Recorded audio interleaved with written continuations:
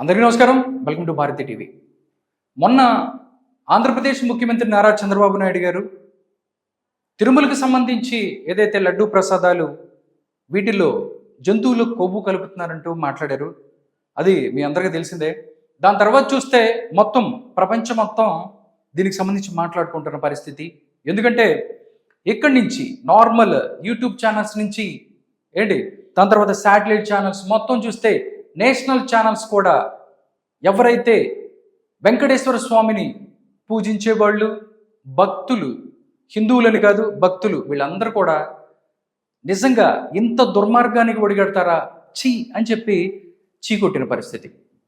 దానికి సంబంధించి ఈరోజు జగన్మోహన్ రెడ్డి గారు ప్రెస్ మీట్ అనగానే అందరూ కూడా నేనైతే మొత్తం అసలు పెద్ద పెద్ద ఎవిడెన్స్ పేపర్లు మొత్తం అన్ని తీసుకొని వచ్చి చూపించేసి ఇది అని చెప్తారనుకున్నాను. కట్ చేస్తే మనం అంతకుముందు అనుకున్నట్టే యాజ్ యూజువల్గా ఆయన వచ్చి కామెడీ చేసి వెళ్ళిపోయారు. నేను 10th ఫస్ట్ క్లాస్ స్టూడెంట్, ఇంటర్మీడియట్లో ఫస్ట్ క్లాస్ స్టూడెంట్, నేను డిగ్రీలో ఫస్ట్ క్లాస్ స్టూడెంట్, కావాలంటే వెళ్ళి తెచ్చుకోండి సర్టిఫికెట్లు అని చెప్పి జగన్మోహన్ రెడ్డి అయ్యారు. ప్రతి ఒక్కరు కూడా ఏదన్నా ప్రతి దాంట్లో కూడా కామెడీ చేసి వెళ్ళిపోయారు. నిజంగా చూస్తే ఏం చెప్పిందండి గవర్నమెంట్? ఏం చెప్పింది? ఒక టెస్ట్ రిపోర్ట్ని తీసుకొచ్చి దీంట్లో ఏమేమి ఉంది అని చెప్తే దానికి సంబంధించి ఏంటి అనేది కూడా చెప్పాల్సిన పరిస్థితి ఉంది. కానీ వైవి సుబ్బారెడ్డి గారు వచ్చి అక్కడికి వచ్చి నేను ప్రమాణం చేస్తా అది చెప్పా అని చెప్పి ఆయన అంటాడు. ఇక్కడ చూస్తే జగన్మోహన్ రెడ్డి గారు యాజ్ యూజువల్గా కామెడీ చేసి వెళ్ళిపోయారు.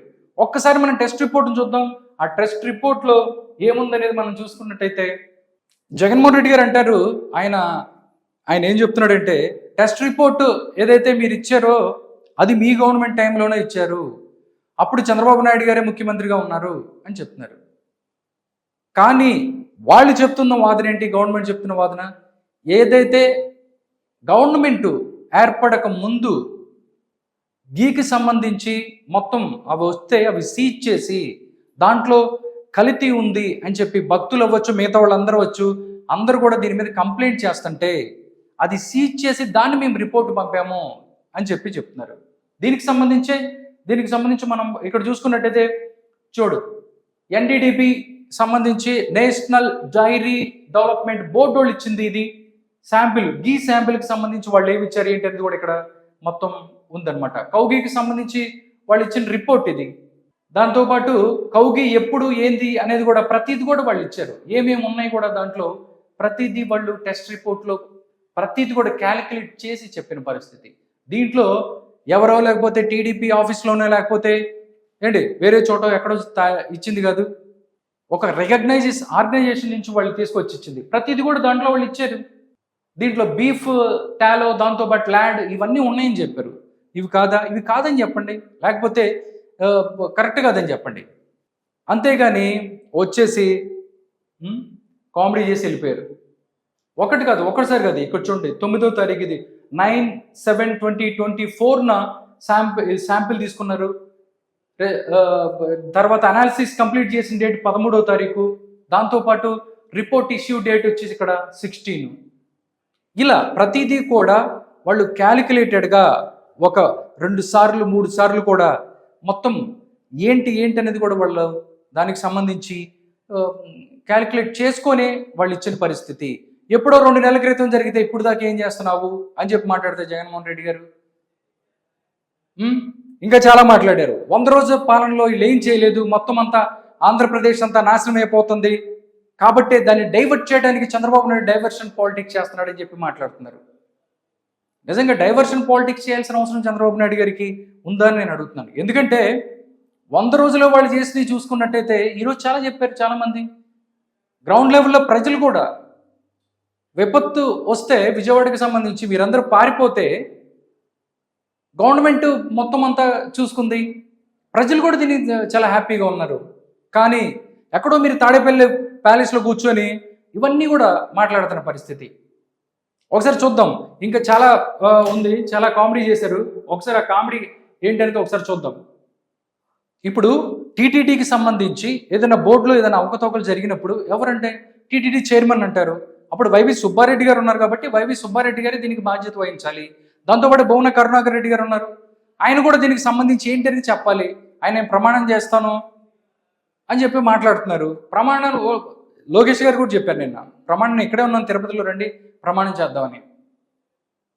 కానీ దానికి అసలు విషయం చెప్పకుండా విషయం చెప్పడంలో కూడా కన్ఫ్యూజ్ అయిపోతా 45 సార్లు ఎవరైతే ఏంటి ఆయన మాలేసుకున్నాడు కాబట్టి 45 సార్లు మాలేసుకుంటే ఆయనకన్నా గొప్ప టీటీడీ చైర్మన్ ఎవరుంటారు అని చెప్పి మాట్లాడతారు. సూపర్ స్వామి అంట, సూపర్ మ్యాన్ సూపర్ ఉమెన్ మనకు తెలుసు కానీ సూపర్ స్వామి ఇప్పటిదాకా తెలియదు. జగన్మోహన్ రెడ్డి గారు ఇక్కడ కూడా ఒక హాస్య గుళిక ఒకసారి వినండి. 45 సార్లు టీటీడీ మా అయ్యప్ప మాల వేసుకొని అదే స్వాముల్లో కూడా ఏంది సూపర్ స్వామి, గురుస్వామి స్టేజ్ సూపర్ స్వామి అంటే హిందూ సాంప్రదాయాలు కానీ ఏంటి హిందూ సాంప్రదాయాల్లో ఏమున్నాయి కానీ మీకు తెలియదు. మీరు తిరుపతి కొండకి వెళ్తా కనీసం డిక్లరేషన్ కూడా ఇవ్వలేదు, మీకు దేవుడి మీద నమ్మకం లేదు. నిజంగా మీరు తిరుపతి కొండకి వెళ్ళినప్పుడు డిక్లరేషన్ ఇవ్వకుండా ఎలా వెళ్ళారు చెప్పండి? నిజంగా దేవుడి మీద అంత సూపర్ స్వామి అయితే వైవి సుబ్బారెడ్డి టీటీడీ చైర్మన్గా అంత తోపు ఆయన ప్రతిదీ కూడా చూస్తారంటే ఒక క్రిస్టియన్ అయిన జగన్మోహన్ రెడ్డి టీటీడీకి తిరుమల కొండకి వెళ్ళినప్పుడు డిక్లరేషన్ ఎందుకు ఇవ్వకుండా వెళ్ళారు? అసలు ఇవ్వకుండా ఆయన ఎలా పంపించారు వైవి సుబ్బారెడ్డి గారు? నిజంగా అంత సూపర్ స్వామి వీరస్వామి అయితే ఎందుకు చేశారు? ముఖ్యమంత్రి పదవిలో ఉంటే ఏంటి చెప్పండి? ముఖ్యమంత్రి పదవిలో ప్రతి ఎవరు వచ్చినా కానీ హిందూ సాంప్రదాయాలు మేము దీనికి సంబంధించి మేము గౌరవిస్తామని చెప్పి డిక్లరేషన్ ఇవ్వాలి. మీరు వెళ్ళినప్పుడు కనీసం మిమ్మల్ని డిక్లరేషన్ కూడా ఇవ్వకుండా పంపించారు అంటే నిబంధనల్ని తొంగలో తొక్కడం మీకు అలవాటు. 45 సార్లు అయ్యప్ప మాల వేసుకుంటే టీటీడీ చైర్మన్ ఇచ్చేస్తారా? ఇంకా చాలా ఏంటి హాస్య గుళికలు చెప్పుకుంటూ పోతే బొచ్చుడండి. అందుకే చూపిద్దామని తీసుకొచ్చా మీకు. ఏం చెప్తారు మీరండి? చెప్పబోయా బాబు అంటే పేపర్ పట్టుకొని ఆ స్క్రిప్ట్ రాసి ఇచ్చేవాళ్ళు ఎవరో అసలు అర్థం కావట్లేదు. అసలు ఆయన కరెక్ట్గా రాస్తారా లేకపోతే ఈయన ఉన్నదాన్ని ఇదని చెప్పి ఏదో చెప్పేసి వెళ్ళిపోతే కంగారులో ఏమని చేస్తాడనేది అర్థం కాలేదు. వాళ్ళు ఎన్ఏబిఎల్ సర్టిఫై చేసిన సంస్థ నుంచి, అంటే ఎన్ఏబిఎల్ అంటే నేషనల్ అక్రెడిషన్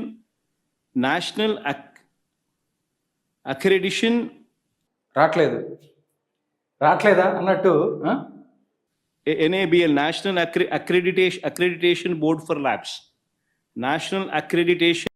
ఇక్కడి నుంచి నేను అంతకుముందు చెప్పా, ప్రెస్ మీట్కి వచ్చేటప్పుడు కనీసం ఒక 4-5 రోజులు ప్రెస్ మీట్ పెట్టాలనుకున్నప్పుడు ఇష్యూ జరిగిన దగ్గర నుంచి ఒక 4-5 రోజులు మొత్తం ఒక 20 మంది ట్యూటర్లో లేకపోతే మొత్తం స్క్రిప్ట్ రైటర్లో ఒక 50 మంది మొత్తం వీళ్ళందరూ కలిపి ట్యూషన్లో పిల్లల్ని కూర్చోబెట్టి చెప్పిస్తారు. అలాగే ఏదైనా చేసి తీసుకొస్తే ఇలాంటివి కరెక్ట్. లేకపోతే ఏం చెప్పాలో తెలియక ఏదోదో చెప్పేసి జనాలు కన్ఫ్యూజ్ అయిపోయి జనాలకి ఎవరైతే ఏం కన్వే చేయాలనుకుంటున్నారో అది తెలియక మొత్తం కూడా ఇబ్బంది పడే అవకాశం ఉంటుంది. కాబట్టి తాడేపల్లి ప్యాలెస్లో ట్యూటర్స్ని పెట్టుకొని కరెక్ట్గా చేసుకుంటే బెస్ట్ అని నా అభిప్రాయం. Accreditation board for labs certify చేసిన సంస్థ నుంచి ప్రోడక్ట్ క్వాలిటీ అది ఇట్లా ఉంటుంది, అన్నతో ఇట్లా ఉంటుంది అనమాట. ఇంకా ఉన్నాయి, చాలా ఉన్నాయి బొచ్చుడు. ఈవెన్ టీటీడీ బోర్డు మెంబర్ గురించి వైవి సుబ్బారెడ్డి గురించి కూడా మాట్లాడాల్సి వస్తే 45 సార్లు ఆయన అయ్యప్ప మాలకు పోయినాడు తెలుసా? అంతకన్నా గొప్ప వ్యక్తి ఎవడన్నా టీటీడీ బోర్డు మెంబర్ కాగలుగుతాడో చెప్పండి? 45 సార్లు టీటీడీ మా అయ్యప్ప మాల వేసుకొని అదే స్వాముల్లో కూడా ఏంది సూపర్ స్వామి, ఏంటి బాబన్న ఇంకోసారి అదే స్వాముల్లో కూడా ఏంది సూపర్ స్వామి. ఇంకా చూస్తే చాలా ఒకటి అంటే పాయింట్ కాకుండా మిగతా అన్ని కూడా ఏదో మాట్లాడే ప్రయత్నం చేస్తారు. ప్రజలు నిజంగా నవ్వుకుంటున్నారు. ఏం చెప్తున్నాడు ఈయన, ఏదో చెప్తున్నాడని. ఈవెన్ టీటీడీ బోర్డు మెంబర్ గురించి వైవి సుబ్బారెడ్డి గురించి కూడా మాట్లాడాల్సి వస్తే 45 సార్లు ఆయన అయ్యప్ప మాలకు పోయినాడు తెలుసా? అంతకన్నా గొప్ప వ్యక్తి ఎవడన్నా టీటీడీ బోర్డు మెంబర్ కాగలుగుతాడో చెప్పండి? 45 సార్లు టీటీడీ మా అయ్యప్ప మాల వేసుకొని అదే స్వాముల్లో కూడా ఏంది సూపర్ స్వామి, ఏంటి బాబన్న ఇంకోసారి అదే స్వాముల్లో కూడా ఏంది సూపర్ స్వామి.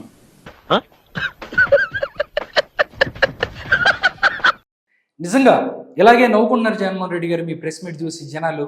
ఎందుకంటే మీరు ఏం చెప్పాలో జనాలు కన్వే కాదు, వచ్చి ఏదో చెప్పే ప్రయత్నం చేసి ఏదో హడావుడి చేద్దాం, ఏదో తిమ్మిని బొమ్మిని చేద్దాం, లేకపోతే చంద్రబాబు నాయుడు 100 రోజులలో ఏం చేయలేకపోయాడు, మొత్తం అంతా అన్ని వ్యవస్థలు కుంటుపడ్డాయి, మొత్తం ఏమి లేదు, కాబట్టి నేను వచ్చి కాసేపు కామెడీ చేసేస్తే మొత్తం ఇవన్నీ అంటే మీరు ప్రెస్ మీట్ అనగానే మొత్తం మేమర్స్, మొత్తం యూట్యూబర్స్, మేమర్స్ టోటల్గా అందరు కూడా రెడీగా ఉంటారు అనమాట. ఎందుకంటే ఈరోజు స్టఫ్ వస్తుంది డైరెక్ట్గా, ఎందుకంటే మొత్తం డల్గా ఉన్న టైంలో మీరు వచ్చేసి మొత్తం అంతా స్టఫ్ ఇస్తారు, ఏంటి కంటెంట్ ఇస్తారని చెప్పి రెడీగా ఉన్నారు. కానీ మేము అనుకున్న ప్రతిసారి కూడా మమ్మల్ని ఎప్పుడు కూడా మీరు డిసప్పాయింట్ చేయట్లేదు. ప్రతిసారి అద్భుతమైన హాస్య గుళికలు, నవ్వులు ఇవన్నీ కూడా ఇచ్చి వెళ్ళిపోతున్నారు. ఒక్క ఏదైతే జనాలకి మీరు ఏదైతే చెప్పాలనుకున్నారో అది తప్ప మిగతాదంతా ఇస్తున్నారు. నిజంగా మేము ప్రెస్ మీట్లు చూసి నవ్వుకోవాల్సిన పరిస్థితి. నిజంగా మీరు ఏదైనా చెప్పాలనుకుంటే, ఏదైనా చేయాలనుకుంటే మీరు చెప్పండి ప్రజలకి. మీరు చేసింది ప్రతిదీ కూడా గనుల దగ్గర నుంచి, లిక్కర్ దగ్గర నుంచి, శాండ్, ప్రతిదీ కూడా అన్ని కూడా దోచుకున్న పరిస్థితి. మరి అన్ని చోట్ల దోచుకున్నా కానీ ప్రజలు ఊరుకున్నారు. కానీ దేవుడి దగ్గర కూడా పరమ పవిత్రంగా భావించే లడ్డు ప్రసాదాలు తిరుపతి దగ్గర కూడా మీరు కక్కుర్తి పడ్డారంటే నిజంగా ఇది మనుషులేనా అని చెప్పి మాట్లాడుకుంటున్న పరిస్థితి. ఇంకా ఏమంటారు, మొత్తం చెప్పిన తర్వాత సార్ అని చెప్పి రాజకీయాలు మాట్లాడదామని చెప్పి ఎవరో రిపోర్టర్లు క్వశ్చన్ అడిగితే, అంటే మీరు ప్రెస్ మీట్ అనగానే ఏదో సరే జగన్ అడగాలని చెప్పి చాలామంది వస్తూ ఉంటారు. బట్ మీరు చెప్పాల్సిందంతా కామెడీ చేయాల్సిన కామెడీ చేసేసి లాస్ట్కి వెళ్ళిపోతూ ఉంటారు. రిపోర్టర్ అడిగితే ఏం చెప్పారు ఒకసారి చూద్దాం. ఆయన ఏం చెప్పారు మీరు ఒకసారి. మీ చుట్టూ ఒక కోటరీ ఉంది, ఆ కోటరీ చట్టంలో ఇరుక్కుపోయారని అంటున్నారు సార్. టాపిక్ డైవర్ట్ అయితే పోతుంది అబ్బా. టాపిక్ డైవర్ట్ అయిపోతుంది. అసలు ఎప్పుడో పోయింది, ఇప్పుడు కాదు.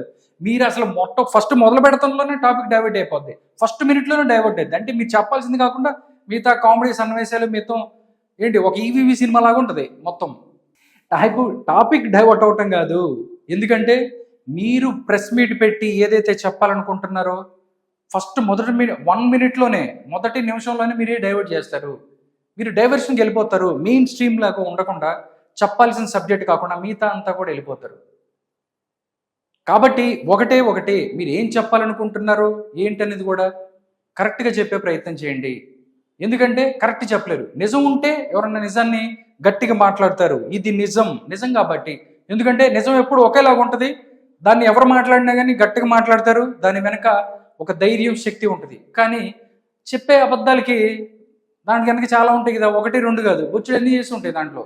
కాబట్టి మాట కరెక్ట్ రాదు, డైవర్షన్ అవుతుంది. అబద్ధాలు చెప్పేటప్పుడే ఏంటి భయపడతాడు, ఏంటి మాట రాదు. ఇవన్నీ కూడా జనాలు మీ ప్రెస్ మీట్లు చూసి మాట్లాడుకుంటున్న పరిస్థితి. నిజంగా చూస్తే ఏదైతే టీటీడీకి మీరు ఎన్ని చేసినా కానీ ప్రతి ఒక్కటి కూడా ప్రజలు గమనిస్తూ ఉన్నారు. ప్రజలకు సంబంధించో లేకపోతే ప్రభుత్వాలు గనులు అవ్వచ్చు, మొత్తం అన్నిటి మీద కూడా విచారణ చేస్తామని చెప్తున్నారు. మీరు ఎన్ని చేసినా ఊరుకున్నారు ప్రజలు. కానీ తిరుమల పవిత్రతని మీరు పాడు చేశారు.